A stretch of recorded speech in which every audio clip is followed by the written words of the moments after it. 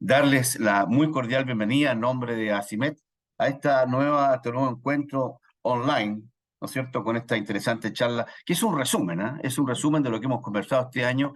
Por supuesto, nuestro invitado siempre le va agregando esa noticia, esa información actualizada que todos necesitamos. Así que la idea es seguir trabajando juntos, ¿no es cierto? Y por supuesto, aunque mucha gente lo deja para el final, yo quiero partir por agradecer toda la preferencia, ¿no es cierto?, que nos han dado durante todo este año a esta CIMET, que en realidad es de ustedes. Así que gracias por participar de todas nuestras corporaciones y servicios que entregamos. Hacerle el llamado de siempre, ya se viene diciembre, es el momento entonces de ir pensando en este 1%, que es un regalo que se nos hace porque se nos devuelve íntegramente para aportar este 1% a nuestro OTIC, ¿no es cierto? Para que podamos de esta manera dar la necesaria capacitación, que es el crecimiento de nuestros trabajadores, de nuestros colaboradores en general.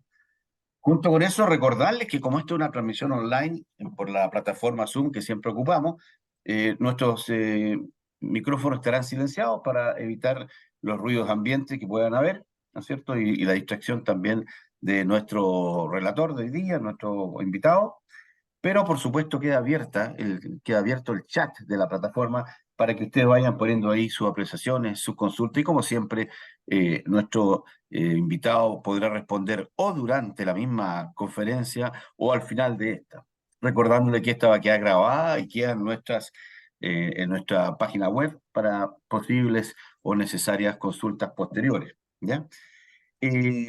Pero cómo partir, ¿no es cierto?, sin darle los agradecimientos también a quienes hacen posible tantas actividades que hacemos durante el año.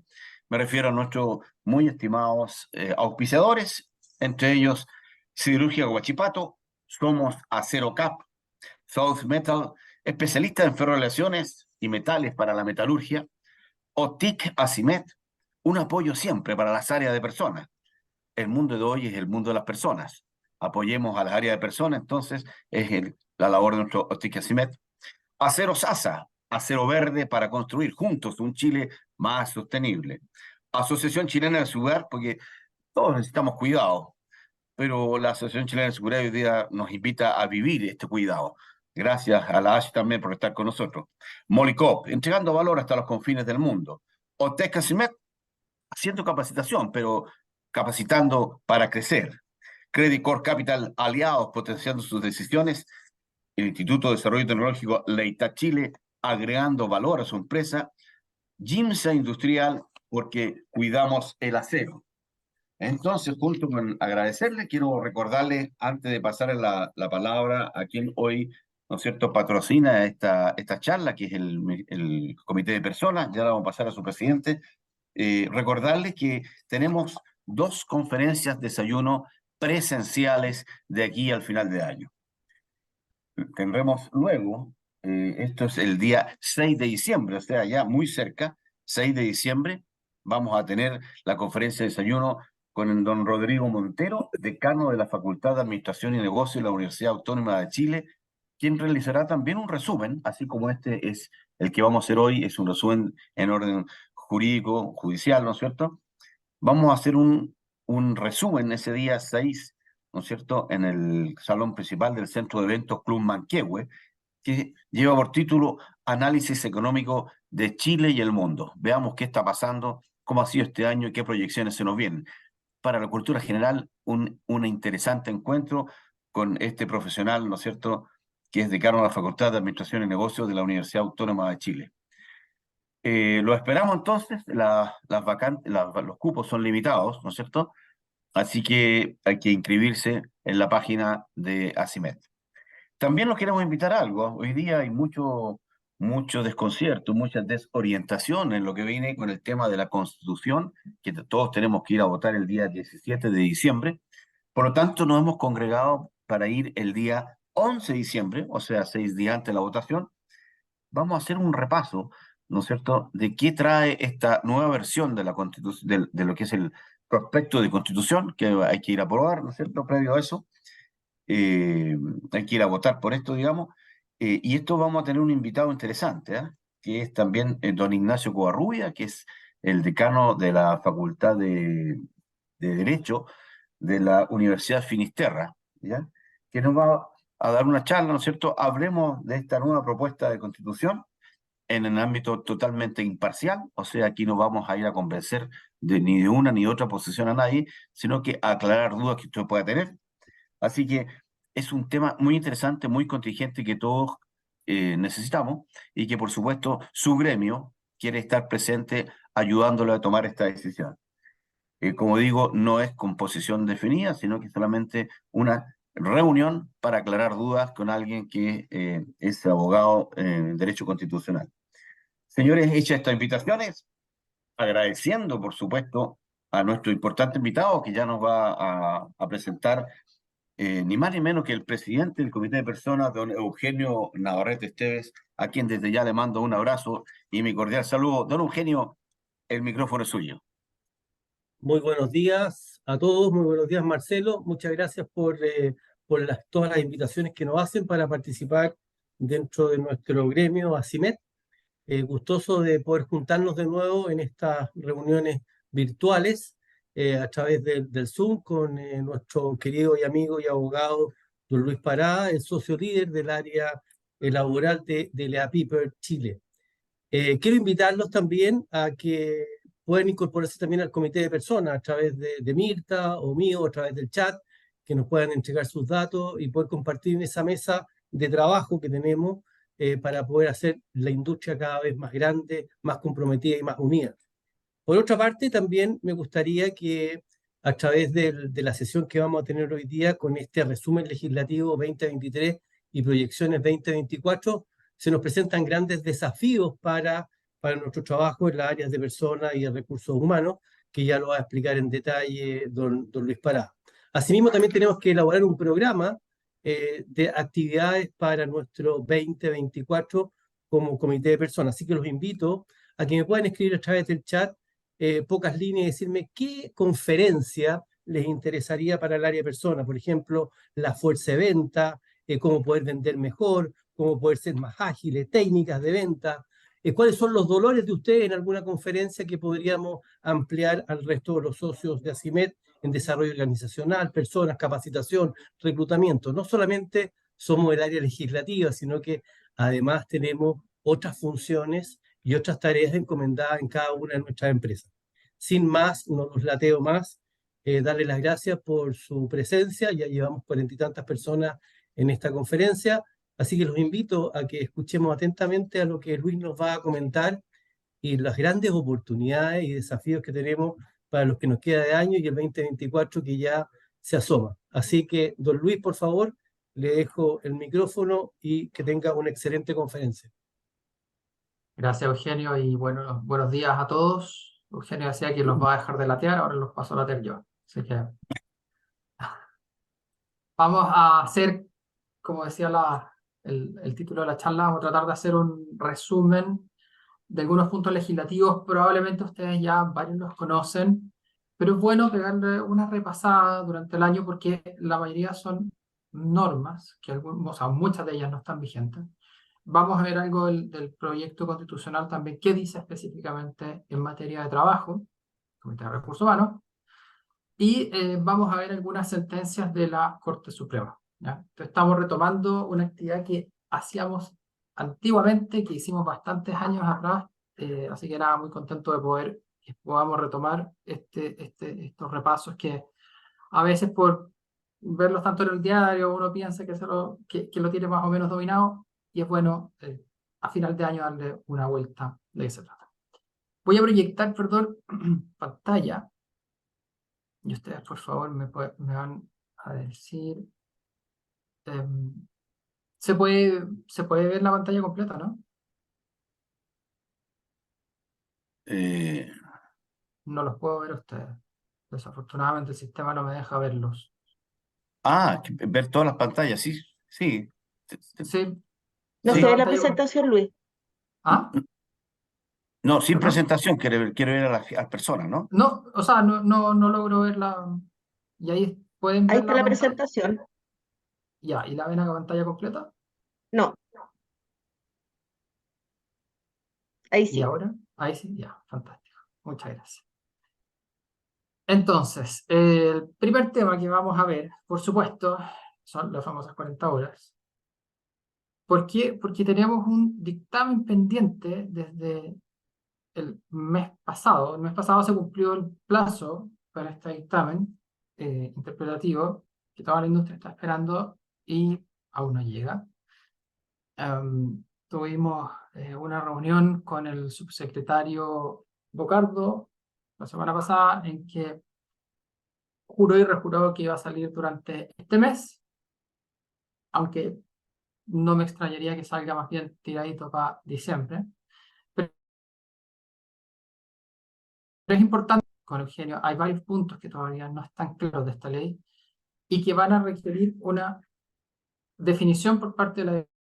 Digamos que las interpretaciones de la Dirección del Trabajo no es que sean palabras santas, porque las interpretaciones obligatorias para todas las personas solamente se pueden dar por el Congreso Nacional. Que queremos saber cuál es la aplicación que nuestra en nuestra contraparte fiscalizadora tiene sobre la ley. Muchas veces nos vamos a acoger, otras veces a lo mejor no, pero por lo menos ya sabemos hacia dónde va la Dirección del Trabajo y por dónde eventualmente van a venir a revisarnos y cuáles son los potenciales conflictos que podemos tener. Rápidamente, evidentemente, les recuerdo el calendario, por tanto, estamos prácticamente a 5 meses de que entre en vigencia gran parte de la normativa, empezando por la reducción de jornada a 44 horas, ¿ya? Cosa que es una hora nomás, pero evidentemente ya deberían muchos de ustedes, si no la mayoría, estar preocupados de, oye, efectivamente mis trabajadores tienen que estar o no sometidos a jornada. ¿Qué voy a hacer con los turnos que tengo? Porque acuérdense que si no hacen nada, lo que va a ocurrir es que vamos a tener que ajustar la hora 44, la hora 45, vamos a tener que eliminarla, reduciendo el término de la jornada de los trabajadores. Entonces, aunque sean pocos minutos, puede ser que si yo no hago nada, que mi jornada que terminaba a las 10 de la noche, a lo mejor va a terminar a las 9:35. Y todos al mismo tiempo. Si yo necesito tener esa cobertura de esos minutos, bueno, voy a tener que empezar a pagar horas extras, salvo que me ocupe ahora, y a lo mejor hay un señor que en vez de entrar a las 5 de la tarde, va a entrar a las 5:30 y va a salir a las 10 en vez de las 9:35, y así, ¿ya? ¿Qué aspectos creo yo que pueden ser los más impactados por el dictamen de la Dirección del Trabajo, considerando que todavía son puntos que no están claros cómo se van a aplicar y dónde van a verlo, ¿ya? El primero claramente es el del famoso artículo 22 del Código del Trabajo. Les recuerdo que sale la mayoría de las hipótesis de trabajadores que están excluidos porque prestan servicios a diferentes empleadores, o prestan servicios en lugares libremente escogidos por ellos, o trabajadores, ¿cierto?, vendedores viajeros. Bueno, todos esos salen, ¿cierto?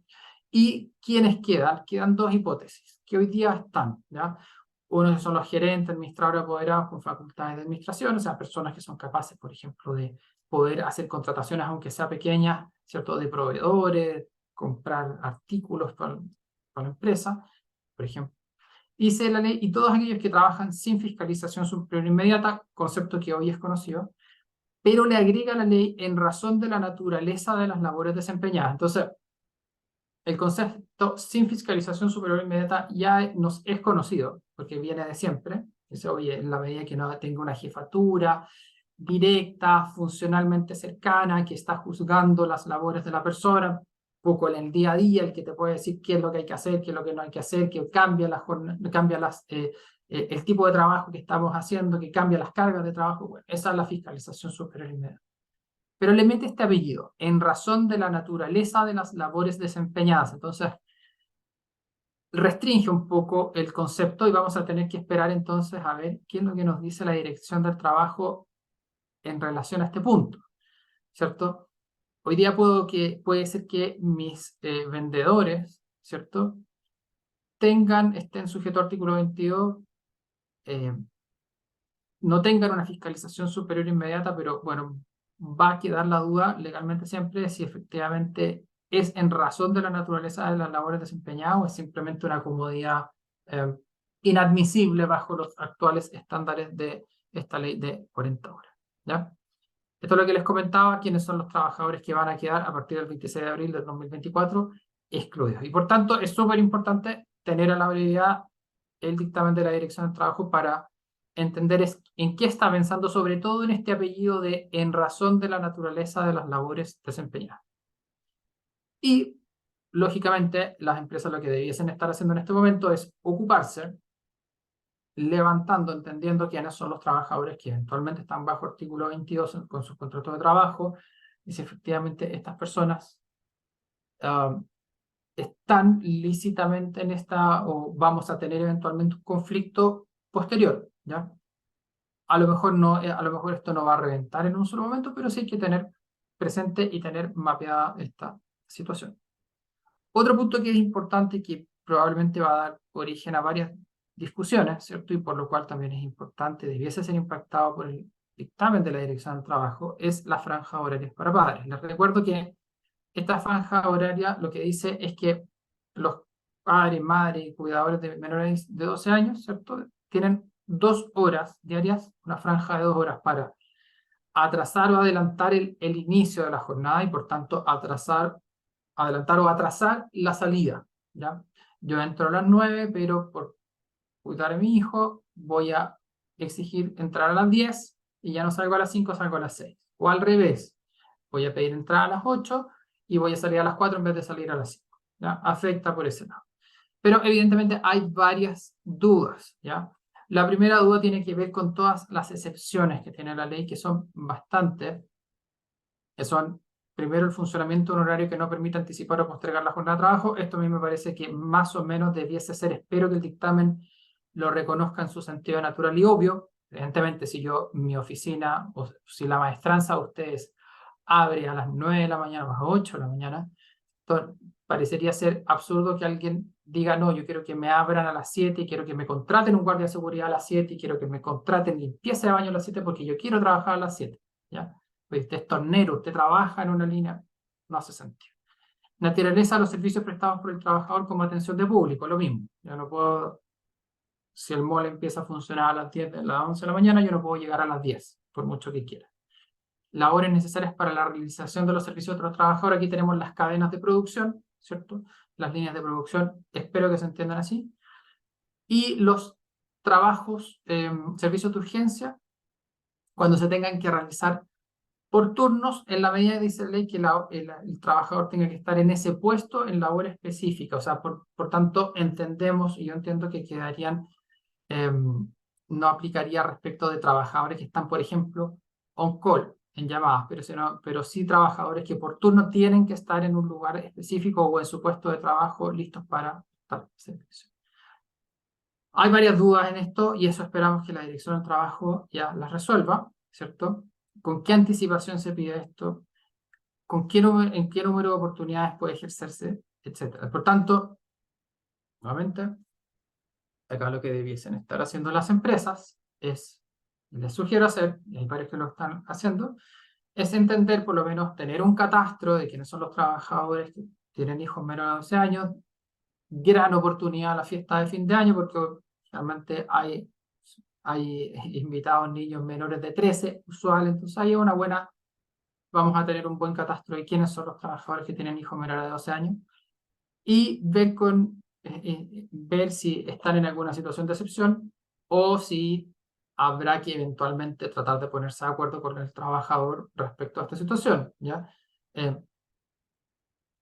Eventualmente podríamos hacerlo a partir del 26 de abril, quizás antes y no vamos a tener problemas, pero es un punto que vamos a tener que definir con la Dirección del Trabajo porque eventualmente en esto uno lo que no quiere tener es complicaciones a futuro y quedar completamente desprotegido o al total arbitrio del trabajador. O sea, si esta situación se presenta, lo lógico que debiésemos de alguna manera generar un procedimiento para que las personas se acerquen y tratar de llegar a un acuerdo razonable en esto.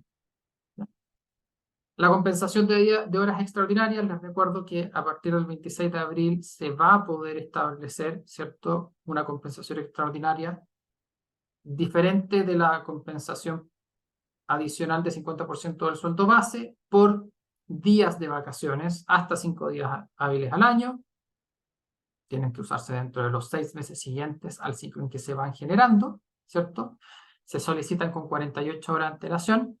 Queda la duda de qué pasa si la empresa se puede negar. Yo entiendo que mi interpretación es que no va a poder negarse, pero estamos hablando, y ese es un punto que es bien importante que la Dirección del Trabajo defina, es si efectivamente estamos hablando de vacaciones por horas o por días. Yo entiendo que es por día, lo que me hace pensar, ¿cierto?, que el trabajador tiene que acumular una cantidad de horas extras que le permitan tomarse un día laboral completo. Si mi jornada laboral es de 8 horas, bueno, tendré que alcanzar un número de horas extras que me permitan tomarme ese día, ¿cierto? Tendré que tomar 5 horas extras, si no me equivoco. Por lo menos tendré que hacer 5 o 6 horas extras en el periodo de 6 meses para poder decir, ok, tengo un día de vacaciones que me voy a tomar, ¿ya? Si no, mi interpretación es que tendrían que pagarse, pero por supuesto esto tenemos que verlo cómo va a salir de la Dirección del Trabajo. ¿Por qué? ¿Y esto por qué? Porque mi interpretación es que la ley habla de días de vacaciones y no de horas de vacaciones, a pesar de que se contabilicen en horas, ¿ya? ¿Por qué? Porque una hora de trabajo en esta modalidad da de origen a 1,5 horas de vacaciones. Si no se usan dentro de los 6 meses, se tienen que pagar. Si se termina el contrato de trabajo antes, se tienen que también pagar, ¿ya? Este punto importante, la jornada, la rebaja no puede afectar la remuneración, ¿cierto? No requiere el consentimiento. Lo que veíamos se aplica de pleno derecho, pero no queremos llegar a ese punto, por tanto, es mejor ir ocupándose de ver si voy a necesitar rediseñar turnos y si voy a necesitar, por ejemplo, modificar contratos colectivos o voy a tener que modificar contratos individuales, que es lo que vamos a tener que hacer. Eso en relación a las 40 horas. Y esos son los puntos que yo les diría que veo más críticos, donde efectivamente puede ser que tengamos en algún minuto el impacto del dictamen de la Dirección del Trabajo, ¿ya? No voy a referirme más a las 40 horas porque no hago una charla de 40 horas, pero sí son puntos que están pendientes. Este es un cambio para que lo puedan también, todos los que estamos acá, estamos, ¿cierto?, relacionados con el área de recursos humanos, por tanto es importante que sepamos esto. Se hicieron varios cambios al seguro de cesantía que entran en vigencia el próximo mes, 1 de diciembre. Es un poquito desolador, pero es real porque finalmente a lo que va es a prepararse para una altísima cesantía en este país, ¿cierto? Se bajan los números de cotizaciones que hay que tener, se suben la cantidad de cuotas que se deben pagar, se establece la posibilidad de que el gobierno entre a financiar con deuda incluso el fondo solidario, ¿cierto? Comprometer recursos en el futuro para poder financiar el fondo solidario. Por lo que se está esperando, evidentemente, estos son los típicos ajustes que hemos visto ya en otras ocasiones cuando se van produciendo situaciones complejas de alto desempleo, ¿ya? Entonces, ¿qué pasó? Algunos puntos que pueden ver acá. Los trabajadores a plazo por obra ya no necesitan tener 6 cotizaciones, se bajaron a 5 a partir del 1 de diciembre. Los trabajadores de casa particular pasaron a tener 10, tienen que tener 10 cotizaciones continuas y discontinuas en un periodo de 12, ¿ya? El cálculo hoy día se va a hacer sobre los últimos 10 meses en que existan cotizaciones para los trabajadores con duración indefinida en casa particular. Hoy día son 12 meses. Y es 5 meses para los trabajadores por obra o faena y los de plazo fijo, ¿ya? Como ven, se van bajando los requisitos para poder meter a un espectro mayor de trabajadores que se espera que vayan a tener una afectación. Hay nuevas tablas de pago, como pueden ver acá, cambian, o sea, se agrega un tramo y además cambian los porcentajes que conversábamos sobre 5 o 10 meses de cotizaciones. También eso es en el fondo individual, o sea, en los ahorros que tenemos individuales para estos efectos, ¿ya? Y esa es la pata individual. Hay una pata, como ustedes recordarán, colectiva, donde también hay cambios, ¿ya? Se requieren un mínimo de 10 meses de cotización en 24 meses anteriores al término del contrato y se cambian las tablas estableciendo tramos más altos de pagos, ¿cierto? Y también hay diferencias para los trabajadores con contrato indefinido y obra y faena. En ambos casos se incrementan las prestaciones. Entonces, como ustedes pueden ver, si es cierto, es importante porque muchos de ustedes probablemente van a experimentar la ejecución de tareas de reestructuración dentro de sus compañías y bueno, esos trabajadores por lo menos van a tener una cobertura un poco mejor que la que tienen hasta esta fecha, así que importante también tenerlo presente. Hay un cambio legal importante en materia de indemnidad.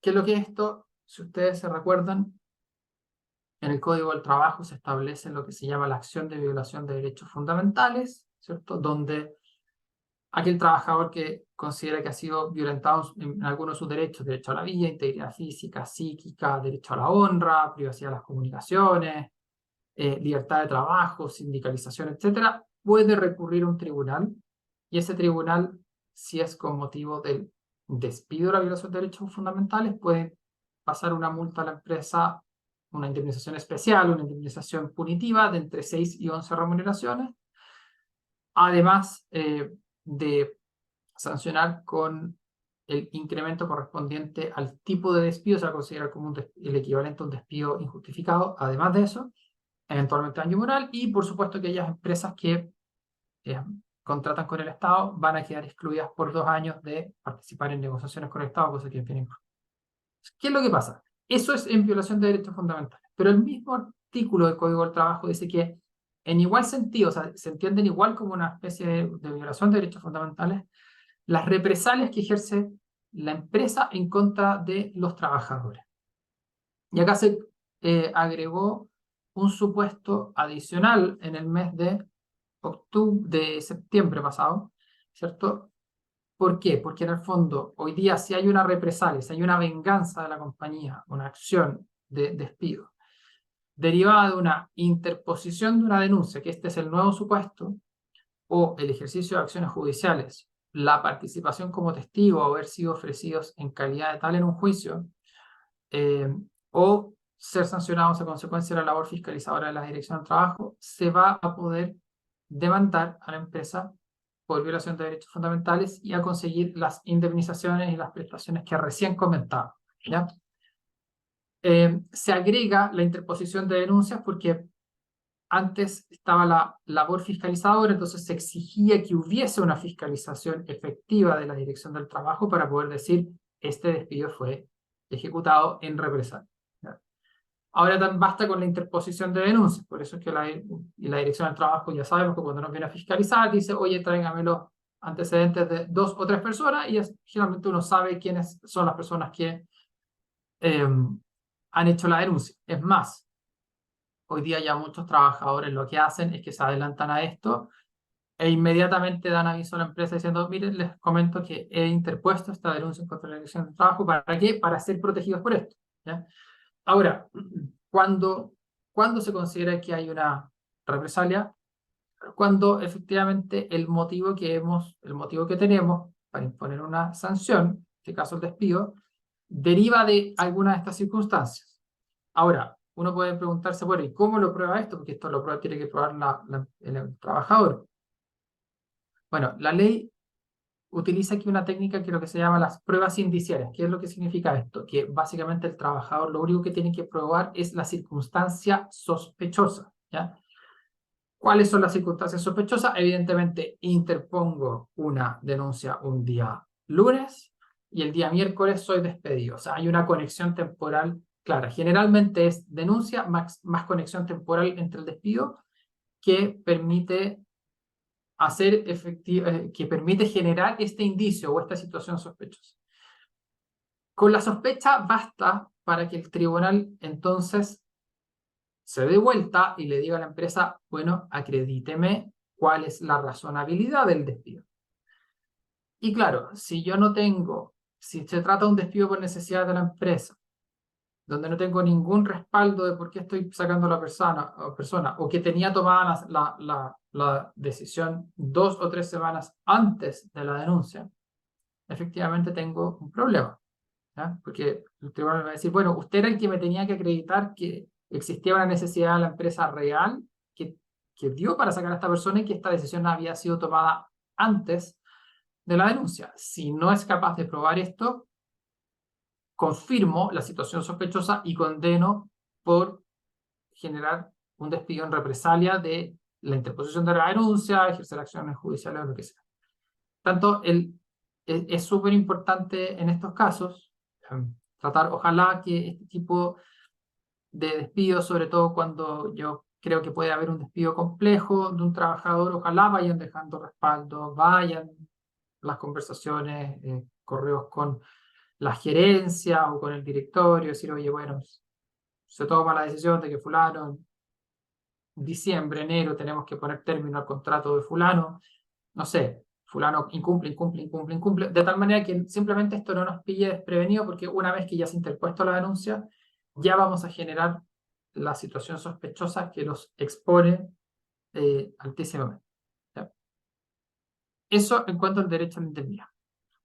Delito económico, en materia laboral, por supuesto la ley de delitos económicos son mucho más extensa que de lo que vamos a conversar.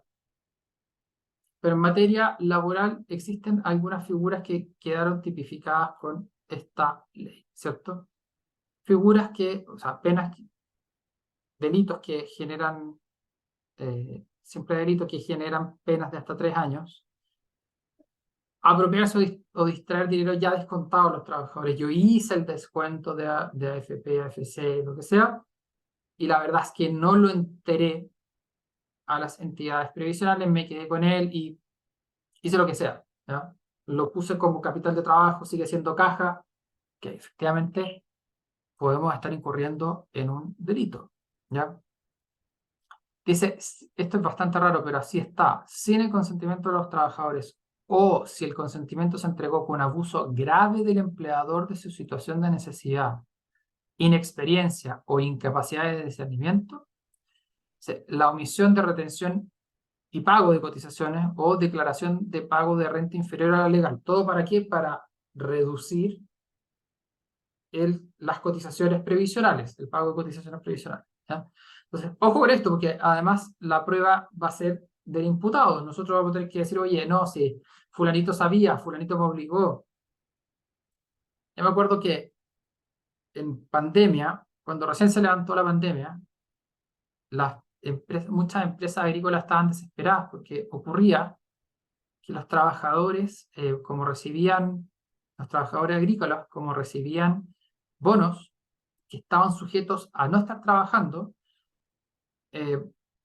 se pusieron de acuerdo la mayoría y les decían, mira, yo no quiero un contrato y si tú me haces contrato, yo no voy a ir a trabajar. O sea, simplemente yo no acepto ninguna oferta laboral que requiera contrato. Y me tienes que pagar en negro y si no me pagas en negro, se pudrirá la fruta. Pues, tu decisión. Ha pasado, o sea, yo no lo vi, eran casos complejos, donde muchas empresas lo pasaron mal con esa situación. Entonces, ¿y cómo lo pruebo ahí? ¿Ya? ¿Qué voy a decir? Oye, se me impuso, no es tan fácil, ¿ya? Así que para que lo tengan claro, ¿ya? También, afortunadamente, hay un delito de falsedad en las certificaciones de lesión, estado de salud, fecha de diagnóstico y prestación otorgada. Aquí claramente tenemos las licencias falsas, pero también si un CESFAM me emite un certificado falso de que Luis Parada se atendió porque le dolía la guata y era... Nuevamente esto hay que acreditarlo, pero afortunadamente por lo menos ya se entiende que es una conducta reprochable. Penas de entre 61 días y hasta 3 años, estamos viendo nuevamente los temas laborales, ¿cierto? Dice, con abuso grave de la situación de necesidad, inexperiencia o incapacidad de discernimiento del trabajador, ¿cierto? Se pague una remuneración manifiestamente desproporcionada e inferior al ingreso mínimo mensual, evidentemente, estamos hablando de esto y esto evidentemente probablemente va a ir sumado a que yo no tengo registro de jornada o tengo una jornada parcial de 15 horas donde en realidad la persona trabaja 50 horas. Okay. Son abusos bastante exagerados, pero pueden darse, ¿cierto? Dice, entregar en arriendo un inmueble o una morada que reciba una contraprestación manifiestamente desproporcionada. Esto es casi como de pulpería, ¿cierto? Yo te entrego una pieza, pero tú me tienes que pagar 300.000 pesos por la pieza, pero yo te pago 500.000 pesos, me quedo con 300, te pago 200. Ese es el sentido. Situaciones bastante abusivas. Aunque no están puestos acá y aunque siempre han sido delitos, cuasi delitos que pueden perseguirse, se espera también que haya una mayor posibilidad de persecución de delitos y cuasi delitos por accidentes del trabajo, para que estén súper atentos en ese punto. No en Chile, pero sí les comento que en Perú ya hay una sentencia con una legislación similar de un gerente general de una empresa principal que tenían una relación de subcontratación en que un contratista se murió y ese señor en primera instancia está condenado a una pena de cárcel. Están apelando a esta situación ante las cortes limeñas, pero esto se va unificando en general globalmente hacia el lado de este tipo de persecuciones. Quizás pueda ser una exageración en este momento, pero evidentemente que hay que protegerse y la mejor forma de protegerse es ser muy cuidadoso, implementar controles, tener un experto en prevención de riesgo trabajando y estar muy, muy atento con esta situación, porque en materia de delito económico se va a considerar un delito económico y no solamente de aquel trabajador que está a cargo, sino que eventualmente en un año más también puede dar lugar a una responsabilidad penal de la empresa. Cambios a la ley sana, no me voy a referir a toda la ley sana completa porque la ley sana es una ley súper compleja, pero les recuerdo que este es el concepto, ¿cierto? Es un seguro de acompañamiento para niños, niñas y jóvenes afectados por una condición grave de salud. Para padres, les da derecho a una ausencia justificada y genera un subsidio laboral. ¿Ya? Digo que no me voy a referir en concreto porque es muy, muy larga, tiene muchísimos requisitos. Los requisitos además varían de enfermedad o condición o patología.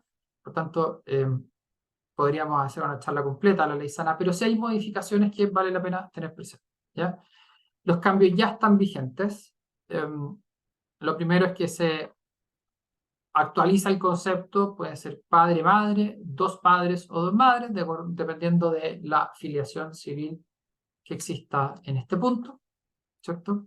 Se genera, cuando se termina la licencia de la ley sana, los trabajadores quedan con un fuero de 180 días, ¿ya? Antes hasta el mes de octubre era de 90, hoy día quedan con un fuero de 180 días, que cesa automáticamente en el caso de trabajadores por obra o faena, por plazo fijo, eso sí cesa inmediatamente, es parecido al fuero de la negociación colectiva. Cesa sin necesidad de que yo tenga que ir a un tribunal. Pero ahí está, ¿ya?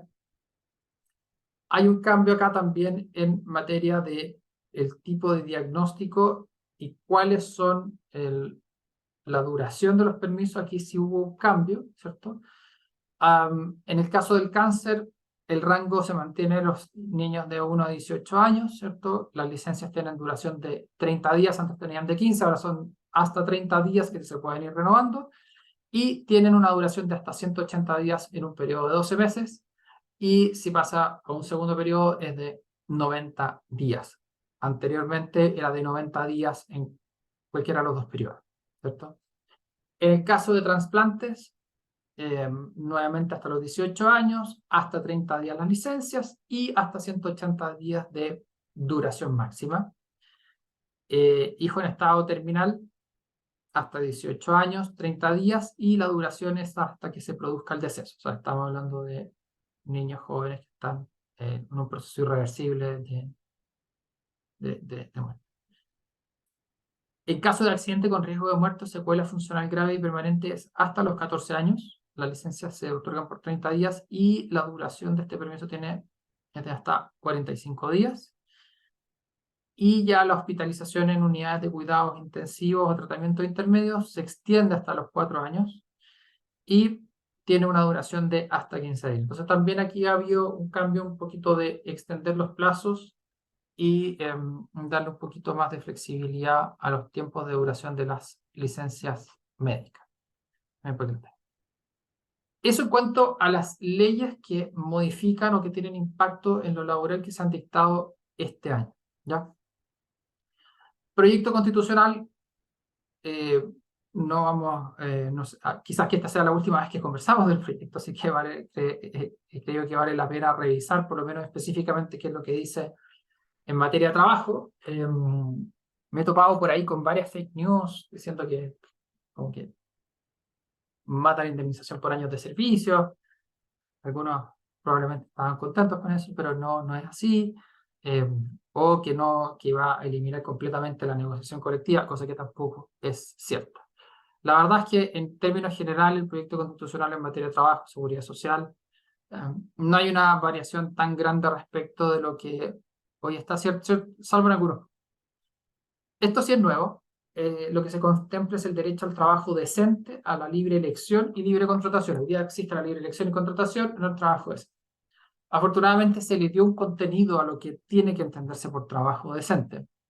Y lo que dice es que el trabajo decente, y eso es lo que está aquí marcado con morado, ¿cierto? Implica el acceso a condiciones laborales equitativas, seguridad y salud en el trabajo, que está establecido en la ley, remuneración justa, que está en la actual Constitución, y que han habido un par de fallos del Tribunal Constitucional que han hecho una aplicación práctica sobre esto, así que no es nuevo, ¿ya? Descanso y desconexión digital, ya está en el Código del Trabajo, así que tampoco debería ser nuevo, y respeto a los derechos fundamentales del trabajador en el marco de la relación laboral, nuevamente esto está en el Código del Trabajo. Ese es el concepto constitucional del trabajo decente, que también va en línea con lo señalado por la OIT, por lo demás, ¿cierto? La ley es la que establece las condiciones para ejercer el derecho y también dice tiene que promover la conciliación de trabajo y vida familiar. Como ven, por lo menos en este punto no hay nada como que uno pueda salir gritando de error, ¿verdad? Prohibición de discriminación salvo en aspectos de capacidad e idoneidad personal, o sea, que es lo mismo que está hoy día vigente. La idea es, yo solamente puedo discriminar por capacidad e idoneidad en materia laboral, ¿ya? Eso es a prueba de balas, ¿ya? Oye, ¿por qué yo no fui promovido y fulanito que empezó conmigo sí fue promovido? O sea, porque fulanito sabe inglés y el puesto necesita inglés, fulanito se preparó y tú no te preparaste, y fulanito tiene las mejores calificaciones y tú tienes las peores. Capacidad e idoneidad. Nadie me puede decir nada, ¿ya? Esto también está en el Código del Trabajo, y evidentemente no elimina el resto de las disposiciones del Código del Trabajo en materia de discriminación, especialmente sobre los criterios que son prohibidos, que están en el artículo 2 del Código del Trabajo, que ya sabemos: nacionalidad, edad, sexo, condición socioeconómica, origen social, etc. ¿Ya? Se consagra a nivel ya constitucional algo que está en la ley, ¿cierto? El principio de igual remuneración, igual trabajo. Esto está en la ley, quizás un poquito más difuso, porque dice especialmente entre hombres y mujeres. Efectivamente, el Código del Trabajo consagra el derecho a la igualdad de remuneración entre hombres y mujeres a igual trabajo, pero acá lo amplía un poco a la igual remuneración a igual trabajo. Cosa que ya se viene un poco aplicando por los tribunales, pero que se constitucionaliza y que es importante. Prohibición del trabajo infantil, que es lo que está hoy día en el Código del Trabajo, ¿cierto? Y cualquier trabajo que la ley declare inmoral, contrario a la seguridad, salubridad pública o el interés de la nación, que es básicamente lo que está en la actual Constitución y en las dos tablas constituciones, lo que estaba también la del 25, si no me equivoco. O sea, no se necesita una ley que nos prohíba esto. Evidentemente, tráfico de tráfico de personas, tráfico de drogas, la prostitución, etc. Prohibición de que la ley o las autoridades puedan exigir afiliación o desafiliación a cualquier entidad. Esto para evitar abusos que han ocurrido en otras jurisdicciones, como sabemos, ¿cierto? Donde se les exige ser miembro de tal sindicato, o al revés, usted no puede ser miembro de ninguna organización sindical para poder acceder a determinados trabajos. Eso en materia de libertad de trabajo. En materia de libertad sindical, ¿cierto? Este proyecto dice que comprende la sindicalización y la huelga en el marco de la negociación colectiva, ¿ya? Eso es interesante porque lo restringe a la negociación colectiva, cosa que los sindicatos, muchos sindicatos dijeron, y la Fundación Sol, dicen, oye, esto es una pérdida de derechos, y eso es falso. La verdad es que es lo mismo que está en el Código del Trabajo. De hecho, esto es más claro porque es más claro que la actual Constitución, porque la actual Constitución dice quiénes no pueden ir a huelga. Aquí se establece el derecho a huelga, por tanto, como parte de la libertad sindical, así que es un avance desde ese punto de vista. Y hay que recordarle a toda la gente que dice que es una pérdida de derechos, que no solamente no es cierto, sino que además recién desde el 2017 tenemos un sistema de negociación colectiva sin reemplazo en huelga que tomó varios años en el Congreso a todas las fuerzas políticas discutir, y donde se llegó a un acuerdo bastante transversal sobre la negociación colectiva.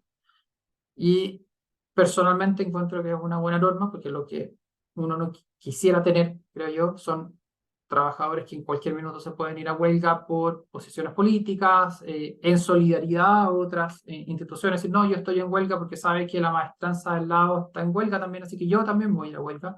Cosas que en otros países suceden y que evidentemente son disruptivas. En el marco de una negociación colectiva hace todo el sentido del mundo cuando efectivamente esta tenga lugar. La libertad sindical va a incorporar el derecho a constituir, afiliar y la autonomía de las organizaciones sindicales, muy parecido a lo que existe hoy día. Prohibición de la obligación de formar parte o de desafiliarse de sindicatos, ¿cierto? Y se establece, y esto es un avance, el deber de proteger contra la discriminación sindical, cosa que también está en el Código del Trabajo, por cierto.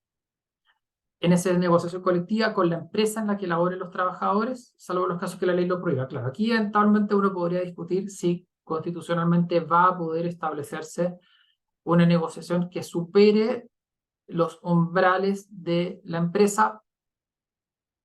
Yo no veo principalmente problemas porque ya con la misma hay una redacción parecida con la negociación colectiva actual y ya pasó el filtro del Tribunal Constitucional con la ley de reforma laboral del 2017, sobre todo con las negociaciones colectivas interempresa y la negociación colectiva de federaciones y confederaciones que está en la actual legislación. Lo que pasa es que es voluntaria y nadie la ha hecho hasta el momento en federaciones y confederaciones y centrales unitarias, que eventualmente se podría hacer. La CIMED podría llegar a un acuerdo con la Constramed de voluntaria aplicación para sus asociados, podría suceder, y nadie, con una reacción muy similar, nadie dijo, oye, esto es inconstitucional, así que no veo yo que haya un tema. Esto sí es importante, la ley dice de fijar el procedimiento de la negociación colectiva, que es lo que existe, para buscar una solución justa y pacífica, lo que es importante porque la negociación colectiva, la idea es que la huelga, incluso aunque haya huelga, pero siempre sea pacífica, cosa que hoy día no está en la Constitución y que se había propuesto en la reforma del 2017 de la ley, pero que quedó expresamente fuera. Posibilidad que la ley determina casos de arbitraje obligatorio, lo mismo que existe hoy día en la ley. ¿Ya? Prohibición de huelga para funcionarios del Estado y municipalidades, y para empresas cuya naturaleza, finalidad o función es atender servicios de utilidad pública. Y en esos casos, lo que probablemente haya sean arbitrajes.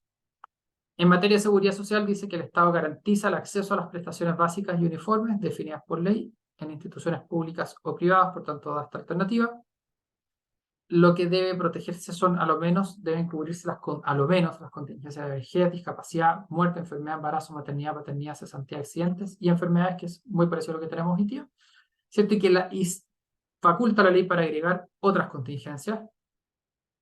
Las cotizaciones, dice, obligatorias y fijadas por ley. Dice, puede fijar cotizaciones obligatorias, lo que da a entender, a mi entender, que se puede permitir otras fuentes de financiamiento como la solidaridad. O sea, mi interpretación de esto es que eventualmente podría la solidaridad tener también aquí una cabida, dado que la ley nos dice que la única fuente de financiamiento de esto va a ser las cotizaciones obligatorias. ¿Ya? Se establece la propiedad de las cotizaciones previsionales y los ahorros generados, más el derecho a la elección de la institución que administra o invierta, y una prohibición de expropiaciones estatal. Nuevamente, mi interpretación es que esto no excluye de la posibilidad de solidaridad, habla de las cotizaciones, propiedad de las cotizaciones en la medida que sean cotizaciones y en los sistemas que generan ahorro. Yo sé que es un punto debatible que eventualmente se puede discutir. Yo no le veo especialmente problema, pero entiendo que hay gente que pueda tener una posición distinta, en particular sobre la posibilidad, en este punto, de la posibilidad de la solidaridad de los sistemas solidarios, ¿cierto? Y el Estado supervigila y regula este derecho. Dice que las leyes que se dicten deben ser de quórum calificado. El quórum calificado de este proyecto constitucional es más bajo que el de la actual Constitución porque es simplemente la simple mayoría de diputados y senadores en ejercicio. O sea, no es que sean de diputados y senadores en sala, sino que en ejercicio. Eso en materia laboral, seguridad social del proyecto constitucional, para que por lo menos espero desmitificar cualquier cosa que hayan escuchado que no se ajuste a eso. Algunas proyecciones del 2024. Estoy muy lejos de poder tener una proyección muy clara. Hay varios proyectos de ley que uno ve y que han sonado en su momento, que uno dice, escucha, son súper preocupantes. Por ejemplo, la eliminación en la práctica de las necesidades de la empresa, el proyecto de Guy Jovans y varios diputados afines del gobierno, que básicamente dice que la necesidad de la empresa solamente se refuerza el aspecto objetivo, que la indemnización, y que en el caso de despido injustificado se tiene que recargar con el 100% de la indemnización por año de servicio, o dar la facultad a los trabajadores de reincorporación a su sola voluntad. Y hay otro proyecto también súper preocupante, que es el de gratificación, que básicamente dice que el 25% de remuneración que se va a distribuir a los trabajadores no tiene ningún tope, ¿ya? Ninguno de los dos proyectos está avanzando, para ser honesto. Están bastante detenidos, así que yo diría que por lo menos esos dos, dentro de mis escasas habilidades oraculares, no deberían, creo yo, ver la luz este año por lo menos, próximo. Quizás que haya que darle una vuelta a este proyecto que incrementa la cuota de trabajadores discapacitados de un 1 al 2%, que está en un segundo trámite constitucional. Creo yo que no va a salir el 2024, no lo veo con una gran aceleración de parte del gobierno ni de nadie. Pasó a la Cámara de Diputados y se inició en el Senado, se aprobó en el Senado, pasó a la Cámara de Diputados, está en salió de la Comisión de Hacienda, porque roga gastos al Estado. Entonces vamos a tener que ver qué es lo que pasa. No sé si están también los hornos pabollos como para seguir incrementando más y más gastos o situaciones donde generen. O sea, vamos a tener que ver. Yo no sé si los focos debiesen estar en esto o eventualmente en empezar a fiscalizar la situación existente ya de trabajadores discapacitados, ¿cierto? En cambio, la ley de datos personales sí va a debiese tener luz este próximo año, y más pronto que tarde, porque la verdad es que es un proyecto que se está moviendo harto y es un proyecto que, si bien es cierto, no es laboral específicamente, sí va a dar mucho que hacer a la gerencia de recursos humanos, muchísimo en realidad. En los países que las leyes de protección de datos están vigentes, y tenemos nosotros un caso súper particular que le estamos haciendo el seguimiento, que es España, y que le hacemos seguimiento con nuestra oficina en España. Gran parte de la tarea y de los trabajos que se dan en esta materia para las empresas tienen que ver con sus trabajadores. Claro, salvo empresas que tienen datos de miles de clientes, donde son empresas bancarias, seguros, donde efectivamente el tratamiento de datos para los clientes es muy, muy importante. Para todos lo es, evidentemente, pero en estas empresas que tienen datos de millones de personas, están más expuestas. Todas las empresas sí que tienen que enfrentar una dimensión en materia de datos personales, que es el de sus trabajadores, ¿cierto? Y va a dar qué hacer, si no me equivoco, cuando la ley, hasta el momento que como se está tramitando, tiene un plazo de entrada en vigencia de 2 años, así que van a haber 2 años para ponerse al día, pero esta puesta al día implica varias cosas, ¿ya? Porque vamos a tener que ver que tengamos consentimiento de los trabajadores, hay que entender qué datos reunimos y para qué. Está muy metido en el concepto de esta nueva ley que va a salir, ¿cierto? ¿Cuál es el propósito? Entonces, ¿qué y para qué hago? ¿Ya? Porque no cualquier reunión, no cualquier recolección de datos va a ser posible, ¿cierto? ¿Cuál es el tiempo de duración? vamos a tener que empezar a ser súper estrictos en ir eliminando datos caducos de trabajadores, que ya no son parte, salvo aquellos que necesitamos en adelante para poder, por ejemplo, ejercer nuestras facultades de alegar la prescripción de derechos laborales, por ejemplo, si es que me demandan. Hay que implementar un modelo de gestión de datos, perdón. Hay obligaciones de transferencia de datos al extranjero, muchísimos nuevos principios. Vamos a tener una agencia de protección de datos con garra y dientes, perdón, voy a empezar a apurarme porque parece que estoy en la hora. Hay un refuerzo a los derechos de los titulares, en acceso, rectificación. Las sanciones son altísimas, vamos a tener que tener un delegado de protección de datos como parte de un modelo de protección. Entonces, todo esto, en general, va a necesitar tiempo de implementación y entendimiento. Entonces, les hago presente que es bueno estar atento a lo que va a pasar y, bueno, evidentemente, en la medida que vaya avanzando el proyecto, desde ya que le ofrecemos a Eugenio y al resto de la CIPET y a ustedes también hacer una charla sobre el tema con nuestra experta en protección de datos, y lo haríamos en conjunto en los temas laborales, por supuesto. Para finalizar, alguna jurisprudencia relevante que conviene tener presente de este año, en lo que vamos del año. Vamos a ver solamente jurisprudencia judicial de la Corte Suprema. La Corte Suprema tiene una jurisprudencia, un recurso muy, muy limitado en materia laboral que se llama unificación de jurisprudencia, en que solamente procede cuando se discute un punto de derecho y cuando hay dos sentencias o más de cortes de apelaciones con visiones distintas sobre un punto de derecho. Por eso siempre es tan difícil llegar a la Corte Suprema con este recurso. Y peor aún, la Corte Suprema es muy, muy exquisita en su interpretación sobre admisibilidad del recurso. Por tanto, la mayoría de los recursos se van y dicen, mire, sabe que su sentencia 1 no es exactamente el punto de derecho que se trata en la sentencia 2, o si bien es cierto, 1 y 2 son iguales, no es exactamente el punto de derecho que se debate en el juicio suyo, por tanto, todo queda fuera, y yo le diría que el 95-96% de los recursos de unificación de jurisprudencia se desechan. ¿Ya? En algunos casos salen comentarios interesantes, pero la minoría se acoge, y aquí les voy a comentar algunos de minoría que vale la pena tener en consideración, y algunos de rechazados, pero que también han tenido unos comentarios que es bueno tenerlos presentes. Aquí tenemos un caso, Castro con la Corporación Municipal de Ñuñoa, en materia de imprudencias temerarias, ¿cierto? Siempre ha habido una discusión si en la causal del 160 número 5 de imprudencias temerarias que afecten la seguridad o el establecimiento o las faenas, ¿cierto? Si requiere de dolo o no. Porque hay jurisprudencia que dice, no, si esto efectivamente requiere una persona que lo hace específicamente para alterar las faenas, cosa que es muy difícil, ¿cierto? ¿Cuál es el punto? Perdón, pero estoy un poco atorado. ¿Cuál es el punto? En este caso, a una señora que atendió un jardín infantil, se les quedó un niñito en un paseo, en un baño, olvidado por 30 minutos. Y la Corte Suprema dijo, no, mire, sabe que en este caso,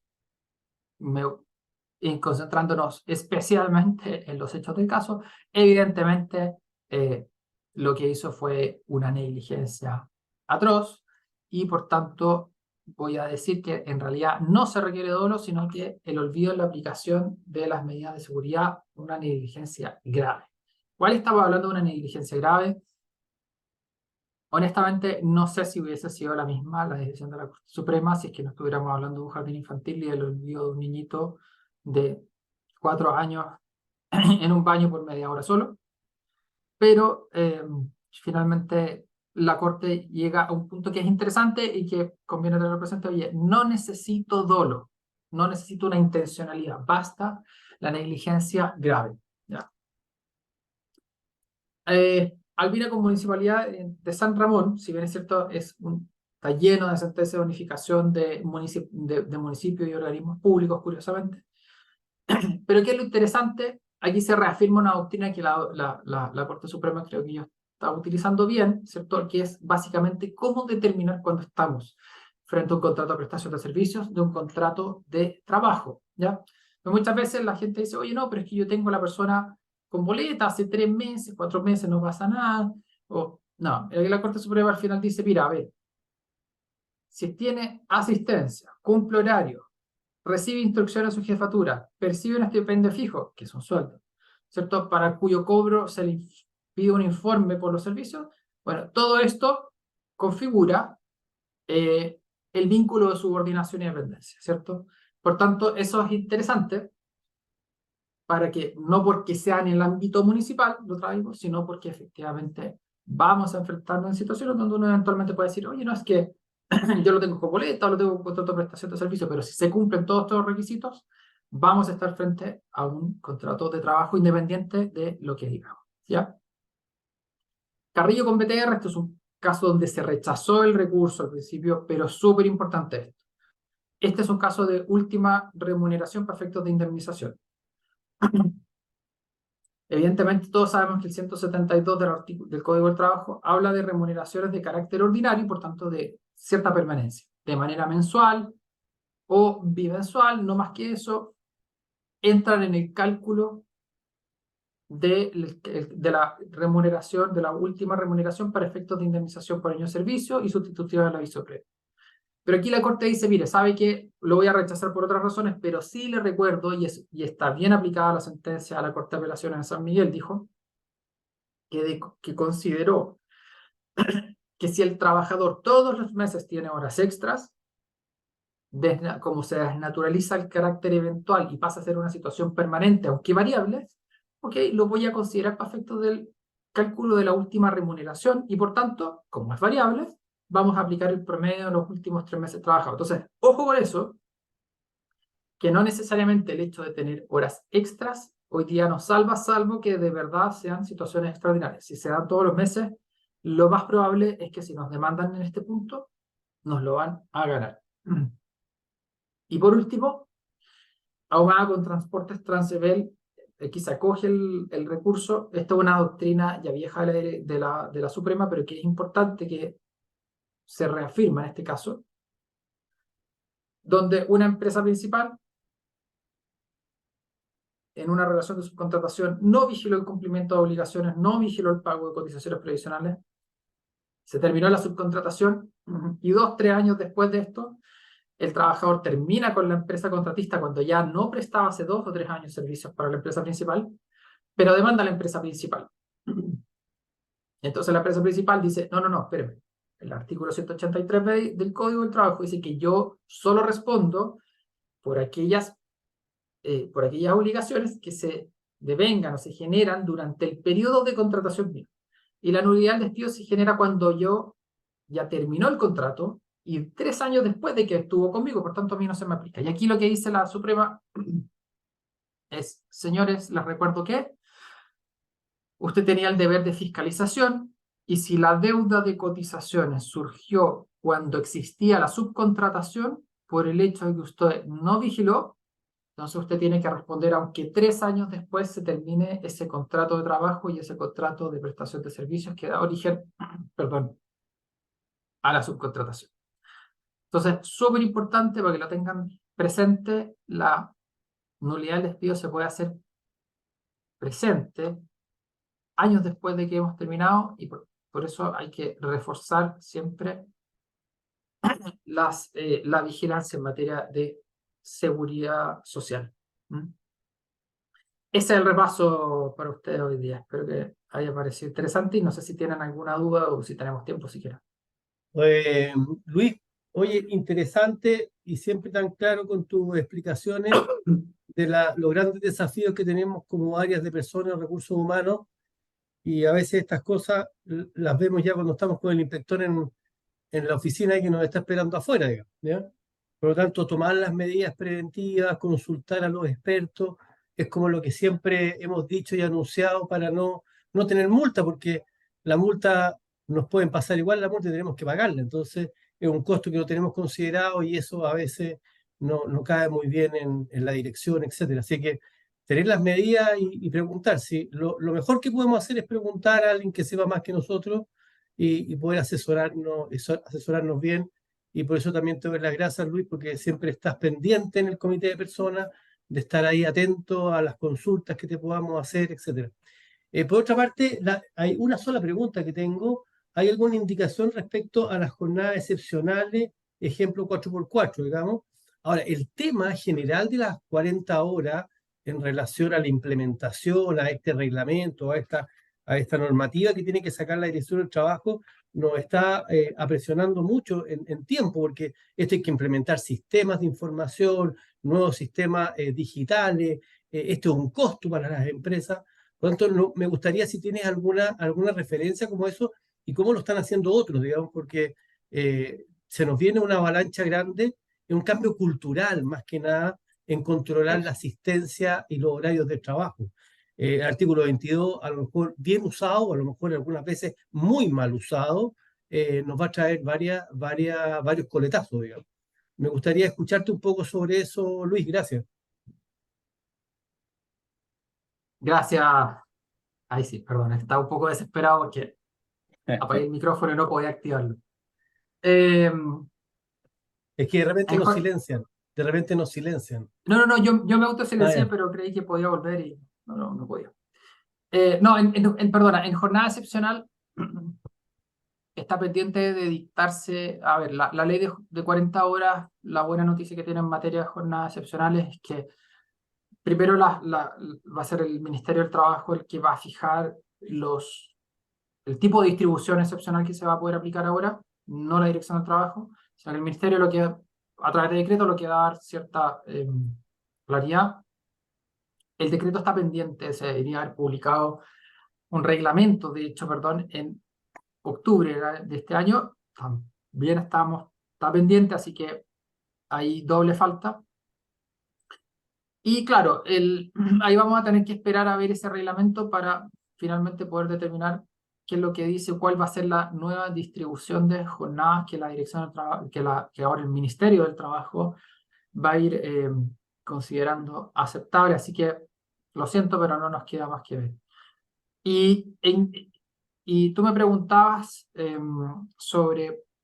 Eugenio, sobre lo que están haciendo las otras empresas. Las otras empresas o sea, a ver, nosotros estamos asesorando clientes que se están moviendo ahora un poquito más rápido que antes. Yo creo que hay muchos que estaban un poquito, a ver, hay muchos que han estado a la espera del dictamen. Se necesita este dictamen, es súper importante.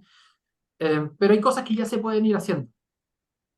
Por ejemplo, lo que conversábamos. Ya sabemos que tenemos que pasar a 44 horas en abril del próximo año. Bueno, ¿en qué están mis turnos? ¿Qué están mis contratos de trabajo? ¿Me da lo mismo que toda la gente salga media hora antes? ¿O necesito cubrir esa media hora? Si es así, tengo que llegar a acuerdos con los trabajadores, porque si no llego a acuerdo, todos se van a disminuir a la misma hora. Entonces, tengo que empezar ya a renegociar contratos, tengo que empezar a ver, oye, Lucho, complica entrar a las 8:30 y salir a las 5:30, pero esa conversación hay que empezar a tenerla, hay que empezar a ir a ver, perdón, los turnos, hay que empezar a ver los contratos sí o sí. Hay que empezar a identificar qué trabajadores podrían reclamarme con el artículo 22. ¿He tenido este problema antes? Si lo he tenido antes, bueno, estoy seguro de que efectivamente bajo la nueva ley van a quedar cubiertos aún por artículo 22 o voy a tener que hacer algún cambio. Eh, como me comentabas tú, necesito entonces a lo mejor empezar desde ya a ver qué va a pasar con el registro de asistencia electrónica, voy a tener que interponer esto, cuánto me va a costar en horas extra, puedo hacer más eficiente la operación. O sea, hay mucho que yo creo que se puede hacer ya sin necesidad del dictamen y que hay que, en el fondo, identificar esos puntos donde la ley nos va a exigir cambios. La jornada es con lo que trabajamos todos finalmente. Y empezar desde ya a identificar. Nosotros, por ejemplo, lo que estamos haciendo con algunas empresas es ayudarlas en un levantamiento, ¿ya? O sea, un levantamiento breve donde, por ejemplo, entrevistamos para determinar el famoso artículo 22, donde entrevistamos, por ejemplo, muy brevemente a la jefatura y quizás algún trabajador si nos dan acceso para ver cómo se desarrollan los labores, para que podamos ver en conjunto con los clientes si efectivamente son gente de artículo 22 o debiesen estar sometidas a jornada. Lo ideal en el tema de turnos es que ustedes puedan también diseñar esto en Excel, poder revisarlo, también antes para que veamos que cumplan. Y por supuesto que hay que entrar a un periodo de negociación o de conversaciones. Digo negociación y suena como que fuéramos a tener una negociación colectiva. A lo mejor a muchos trabajadores van a estar dispuestos felices a firmar su anexo al contrato de trabajo y fantástico. A lo mejor vamos a tener que modificar contratos colectivos. Ojo con eso. O sea, a lo mejor ustedes tienen jornada en los contratos colectivos. Y nuevamente, si bien es cierto, la ley opera automáticamente y por tanto se va a reducir esa jornada si no llegamos a un acuerdo con el sindicato, y por tanto la solución ya está en la ley, bueno, ok. Pero si yo quiero una jornada diferente, y a lo mejor digo, mira, sabéis que esta es la oportunidad para implementar ABCD, y voy a tener que entrar en un proceso de negociación. Y quizás que no me conviene esperar a la próxima negociación colectiva, probablemente este sea el momento de hacerlo, ¿cierto? Hay mucho que se puede hacer, hay que moverse, hay que... Yo creo que lo que hace falta en muchas empresas, Eugenio, es sentarse, ver la realidad bien de la compañía, salirse un poquito del día a día. El fin de año es matador para todo el mundo, pero esto es algo que se viene ahora, el 26 de abril, ya va a entrar en vigencia. Oye, Entonces, Luis, respecto a lo mismo, hacer la misma pregunta que tú de alguna manera le esbozaste, que podía quedar como en un banco de niebla, esto de la fuerza de venta, digamos, que solamente el artículo 22 establece hoy día solamente a los gerentes generales y primera línea, gerentes de primera línea. Está clarísimo que los vendedores entran y se elimina el artículo 22 para los vendedores, o todavía está en una tierra nebulosa eso. no, mira, lo que pasa es que, ¿qué es lo que ocurre? Lo que hoy día dice la ley, perdona, déjame decírselo exacto, dice que en el fondo están en el artículo 22, dice, dame un segundo, dice, los agentes comisionistas y de seguros, vendedores, viajantes, cobradores y demás similares que no ejerzan funciones en el local de establecimiento, ¿ya? Entonces, en el fondo, la verdad son vendedores viajantes, cobradores. Entonces estamos hablando del señor, ¿cierto? Por ejemplo, el señor de la Coca-Cola que va va al establecimiento de sus clientes chico y va, oiga, don Juanito, ¿cuántos jabas de bebida va a tomar? Ya, ¿cuánto necesita? Y así, eso hay gente que no está, ¿ya? Entonces, ese tipo de trabajador efectivamente sale, sí o sí, ¿ya? Ahora, se mantiene, por tanto, si nosotros decíamos, oye, tú eres vendedor y como eres vendedor estás al artículo 22 sin ninguna discusión, ok, ese trabajador en principio no debiera decir va a tener jornada, pero, se mantiene sí lo que conversábamos, que es la excepción para aquellos trabajadores que no están sujetos a una fiscalización superior inmediata en razón de sus tareas. Entonces, si yo tengo un vendedor, ¿cierto?, que está mayoritariamente en terreno, que me reporta, no sé, semanalmente sus tareas, que, claro, donde yo no le exijo que esté a determinadas horas y en determinados lugares, sino que tenemos claro que, oye, tú atiendes la comuna de la cisterna y tú tienes que visitar a todos los clientes de la cisterna en la semana o los de este sector y me va rindiendo cuenta no permanentemente donde yo recibo estos reportes. Eventualmente uno podría decir, oye, ojo, de un trabajador que determina su horario cuando quiere, no está sujeto a fiscalización superior inmediata y eventualmente, dada la labor que tiene, donde yo no le exijo ir a la oficina, sino de manera excepcional o una vez a la semana, eventualmente ese trabajador no tiene fiscalización superior inmediata y podríamos mantenerlo a esa fuerza de venta.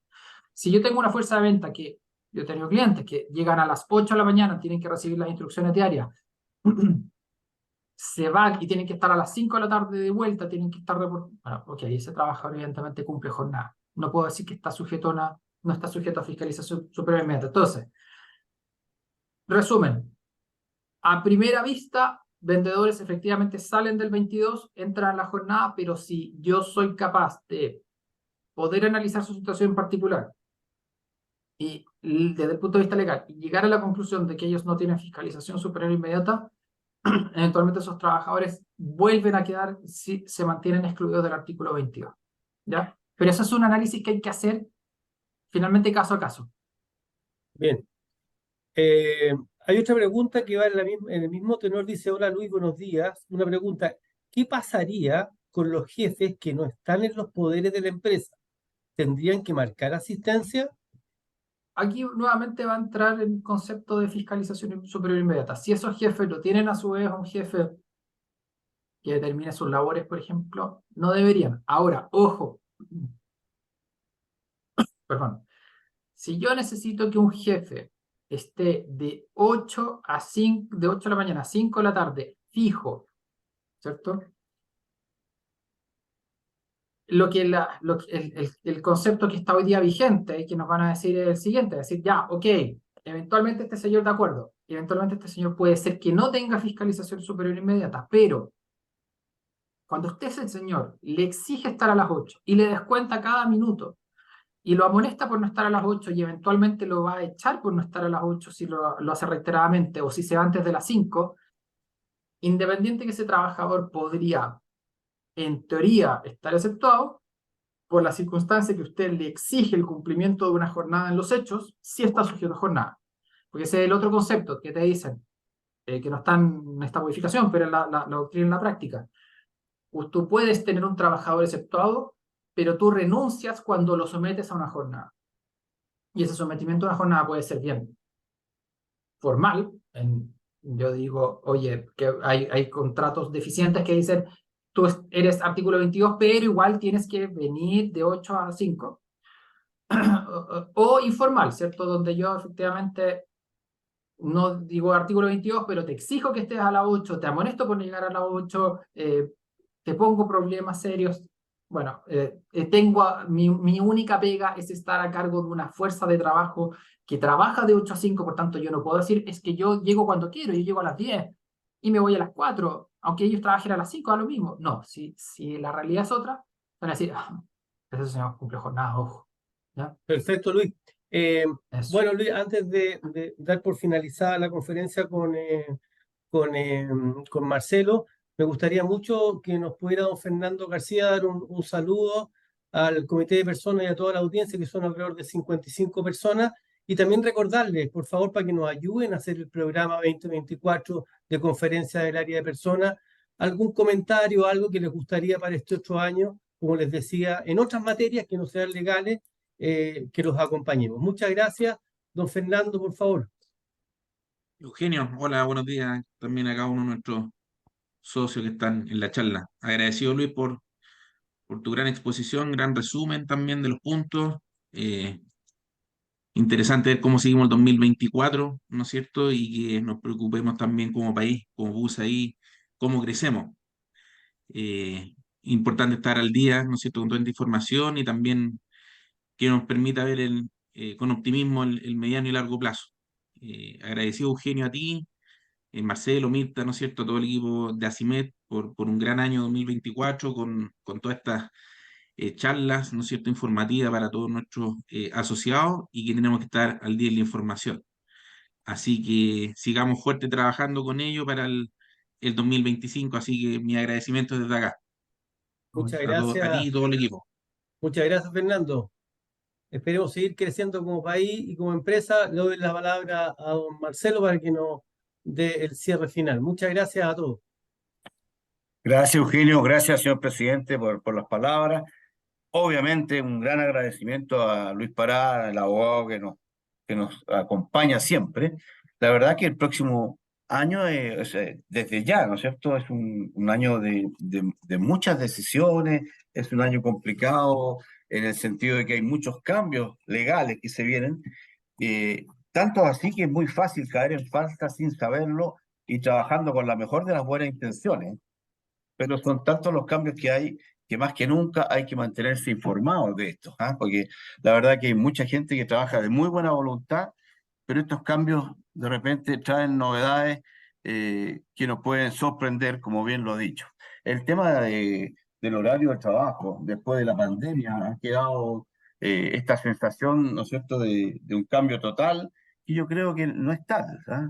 Mientras estamos en pandemia, muchos de estos cambios se justificaban, pero hoy día hay que ir volviendo a una cierta disciplina que se ha perdido, ¿ah? Una cosa es mantener y respetar las leyes, pero en otros casos se ha perdido un poco la disciplina que de alguna forma todo lo que estamos relacionados con personas y con las áreas de personas tenemos que ir volviendo a tenerla. En el tema del artículo 22, a la gente se le olvida, y aquí a lo mejor es una pregunta, aunque no quiero seguir con esto por la hora, ya que igual cuando uno cumple 45 o 40 horas, como vaya a ser ahora, eh, ese número es exigible también, Luis, me imagino, para quienes tienen el artículo 22, o el número de horas no es tope? Uno No, trabaja las 60, las 70 horas de siempre. así mismo es. Para los artículos 22 no es exigible. Mira, segunda vez que me escucho en esta semana esa pregunta, pero no es exigible una disminución de la carga de trabajo, para nada. Al contrario, porque normalmente algo que pocas veces reconocen los que tienen, y me voy a incluir, con todo respeto, los que tenemos artículos 22 normalmente trabajamos mucho más allá, cerca de 12 horas diarias. Y lo digo De porque acuerdo. de lo que significa hacer crecer las empresas y lo que significa hacer crecer a Chile también.